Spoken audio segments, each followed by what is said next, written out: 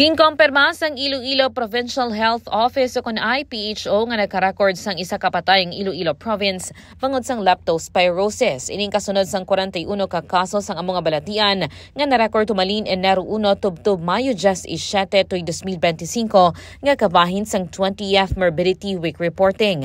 Kung basen ang data ang napatay among gikan sa Sara, Iloilo. Lakip naman sa mga banwa nga may pinakamadamo nga na-record nga numero sang among balatian among bano sang Pototan nga may 4 ka kaso. Alimudian, Pasig City, Dumangas kag Sara nga may tig 3 ka kaso. Badyangan, Kalinog, Estancia, Leganes, Leon, Maasin, Pavia, San Miguel kag Santa Barbara nga may tig 2 ka kaso.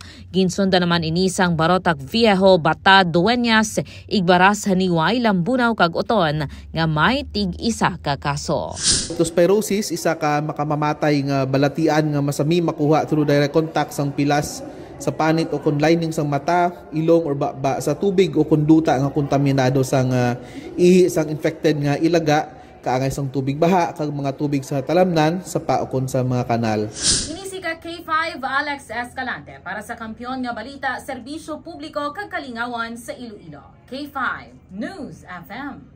This news is brought to you by, do you feel tired all the time? Do you have frequent infections? Do you have always cold? It's a sign of low immune system. Boost your immune system with Clinica D3 Bio, antibacterial, natural antioxidant, immune system booster. Clinica D3 Bio has vitamin D3, lauric acid, and monolurine to fight against all viruses. Try Clinica Vitamin D3 with Coccus nocifera